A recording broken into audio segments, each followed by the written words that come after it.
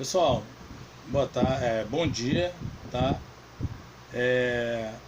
Aos alunos aí do básico de terça e quinta. Nós falamos sobre Jeremias na aula passada, tá? E agora nós iremos falar sobre Lamentações de Jeremias. Lamentações de Jeremias, na verdade, ela é uma série de elegias em acróstico. Acróstico são poesias, tá? É uma série de elegias. Elegias é uma poesia triste, fúnebre, tá? De tristeza, expressa tristeza. Então, Lamentações de Jeremias é o profeta expressando a sua tristeza, ok? Pela queda da sua cidade natal, Judá, Jerusalém, né? Essa elegia acompanhada de forma de acróstico, ela parece que foi escrita assim de forma por um culto fúnebre, algo nacional, sabe? Que foi muito importante, e de fato foi, né? Porque vai descrever a tomada de Jerusalém. 3 ataques: 606, 597 e 586. 6 ataques, um cerco. Poxa, Zedequias não aceita as profecias de Jeremias, tá? Não aceita. Deus dá uma chance de rendição para Jerusalém. Jerusalém não aceita, tá? Não aceita. Ela simplesmente, Jeremias vai com um jugo de madeira e diz: olha, Deus disse para vocês, assim como as outras nações, se entregarem, tá? Para vocês se entregarem a Nabucodonosor, se renderem. Por quê? Porque vocês vão continuar na terra de vocês, e na terra de vocês vão poder viver normalmente, cultivar, viver, mesmo que esteja sob o jugo de Babilônia, até a sua queda. Que a queda de Babilônia já havia sido decretada também, tá?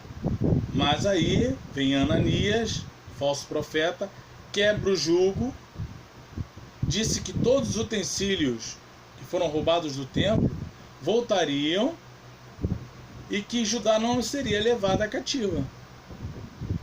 Conclusão: Jeremias pronunciou: olha, você quebrou um jugo de madeira, mas vai ser colocado um jugo de ferro por sua causa e pela desobediência de vocês, e você vai morrer neste mesmo ano. E não deu outra. O profeta, falso profeta, morreu naquele mesmo ano. E aí tem um ataque maciço.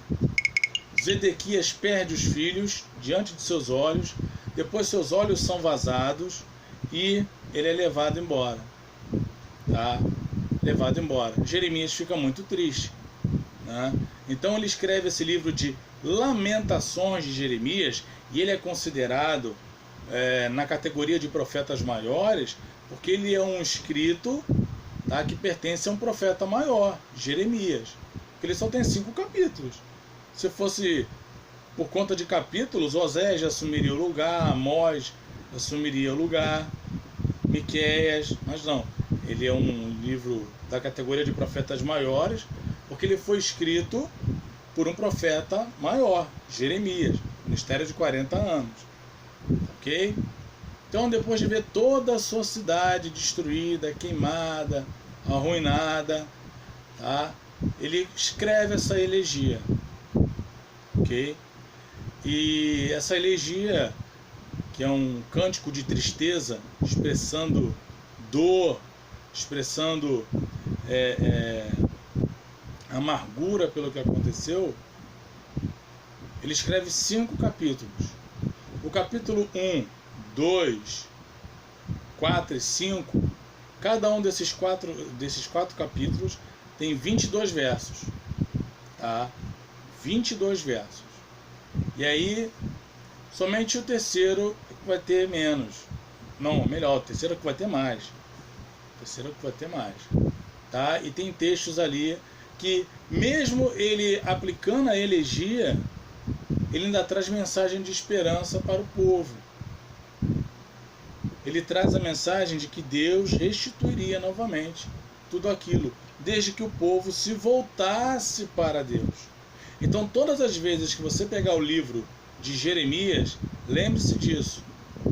O livro de Lamentações é uma elegia, tá? De forma acróstica. É uma poesia de tristeza. Tá? E os judeus, uma vez por ano, vão ao Muro das Lamentações e eles, né, recitam o livro de Lamentações de Jeremias, reconhecendo o erro, a desobediência. Tá? A desobediência. Aí, fazendo um esboço final, nós temos os 5 capítulos. Esses 5 capítulos, você tem o primeiro que eu elenquei, que é a ruína de Jerusalém, o sofrimento dos exilados. Está no capítulo 1. Jeremias narra todo o sofrimento e como foi a conquista de Babilônia.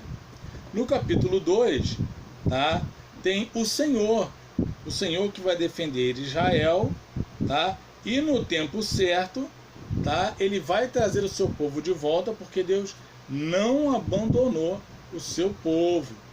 Ele ratifica isso no capítulo 3, tá? Quando ele fala da dor, das aflições, mas que Deus estaria com eles. O capítulo 4, tá, fala da glória pesada de Israel, em contraste com as aflições que o povo estava passando. E o capítulo 5 é uma oração, é um pedido de misericórdia, um pedido de clemência, um pedido de ajuda, porque o povo de Israel, Judá, né, já havia sofrido muito. E tem uma passagem muito interessante no livro de Salmos, que ele fala algo mais ou menos assim: o povo estava cativo.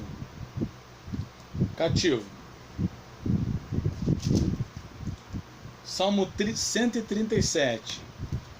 Quando você lê Lamentações, leia também o Salmo 137.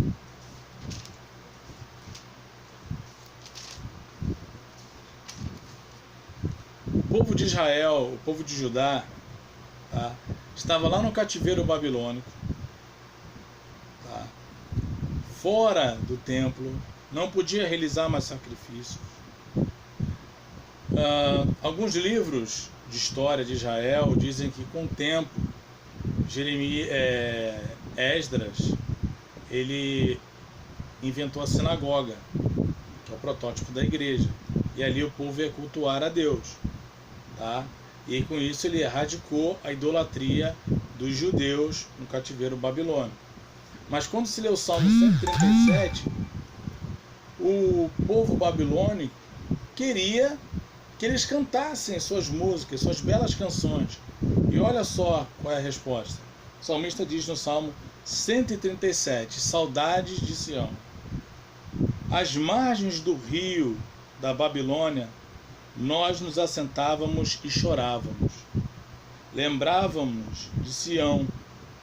Nos salgueiros que lá havia, pendurávamos as nossas harpas, pois aqueles que nos levaram cativos nos pediam canções, e os nossos opressores queriam que fôssemos alegres, dizendo: cantem para nós um cântico de Sião.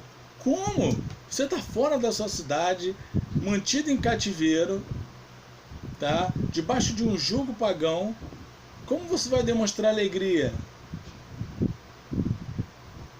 Mas como poderemos entoar um cântico do Senhor em terra estranha? Se eu me esquecer de você, ó Jerusalém, que a minha mão direita se resseque, que a minha língua fique colada no céu da boca. Se eu não me lembrar de você, se eu não preferir Jerusalém, a minha maior alegria. Tem um detalhe agora. Quando Babilônia invadiu Jerusalém, os edomitas, tá? Os edomitas, parentes de Israel, auxiliaram os babilônios no ataque. Ele coloca: contra os filhos de Edom, lembra-te, Senhor, do dia em que Jerusalém foi tomada, pois diziam: arrasem, arrasem Jerusalém até os seus alicerces. Filha de Babilônia, você que será destruída, feliz aquele que lhe retribuiu o mal que você nos fez. Feliz aquele que pegar os seus filhos e esmagá-los contra a pedra. Olha só, pesado, hein? Pesado. Mas eles não estavam errados. E depois do cativeiro, o profeta Obadias leva uma mensagem diretamente para os edomitas. Leia depois Sofonias. Leva para eles uma mensagem de juízo, dizendo que eles seriam exterminados e Judá voltaria a jubilar. Quem foi que destruiu os edomitas? Os babilônicos. Se aliaram aos babilônicos e os próprios babilônicos destruíram os edomitas, porque eles habitavam em grandes cavernas, no alto das montanhas, e achavam que ninguém poderia detê-los. Meu irmão, contra Deus, ninguém pode. Nada é impossível para Deus. Quando Ele decreta o juízo, acabou. Já era. Igual Naum. Decretou o juízo. Naum, quando decretou, Nínive foi destruída pelos babilônios. Tá? Pelos babilônios. Então não tinha como ele mandar uma canção. O povo mandou uma canção de alegria, mandou uma canção de felicidade. Não tinha. Mas Jeremias, confiante em Deus, ele coloca aqui esse texto. 3, 21. Até o 26, ele fala assim: quero trazer à memória o que me pode dar esperança. Eu quero esquecer aquilo que os babilônicos fizeram. Quero trazer à memória o que Deus fez e o que Ele fará por nós. As misericórdias do Senhor são a causa de não sermos consumidos, porque suas misericórdias não têm fim. Renovam-se cada manhã, grande é a tua fidelidade. Deus prometeu o cativeiro, mas também prometeu libertá-los. Justiça e graça andando lado a lado. Ainda bem que as misericórdias do Senhor se renovam, porque senão ai de nós. 24. A minha porção é o Senhor, diz a minha alma, portanto esperarei nele. O Senhor é bom para os que esperam nele, para os que o buscam. Bom é aguardar a salvação do Senhor em silêncio. Viram só? Bom é aguardar a salvação do Senhor em silêncio. Esperei com paciência no Senhor e Ele ouviu o meu clamor. Tá? Você tem também o Salmo 37,5. Entrega o teu caminho ao Senhor, confia nele e o mais Ele fará. Tá?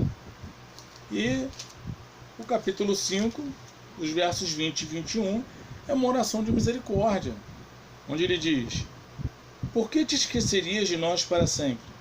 Por que nos desampararia por tanto tempo?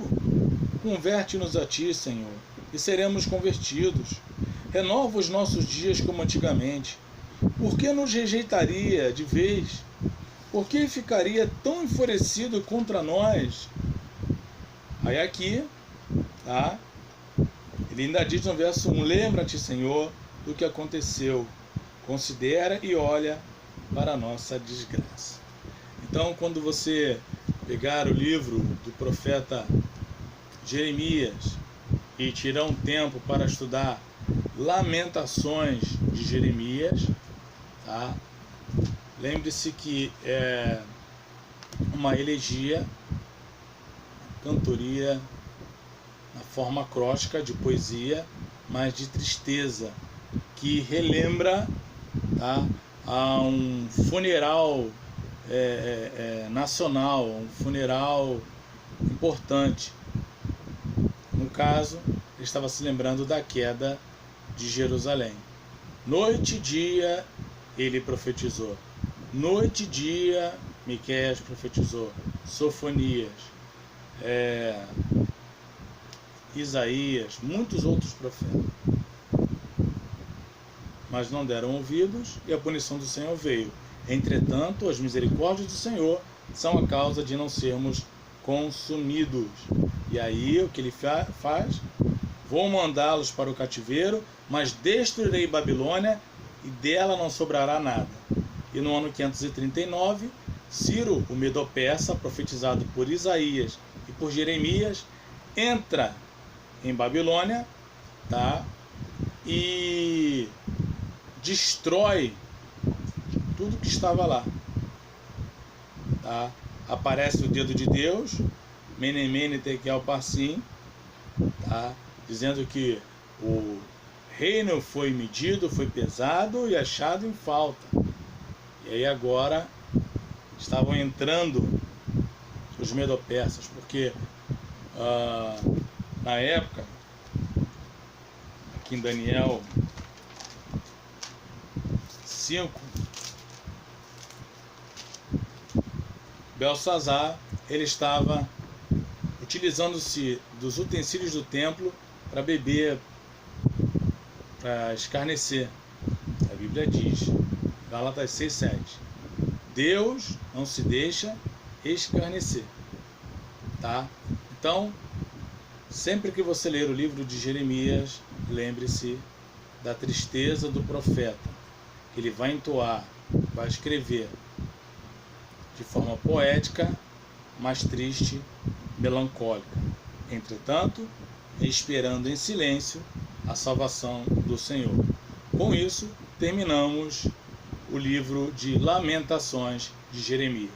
Que Deus abençoe a todos, um ótimo fim de semana, pela graça de Deus. Até mais.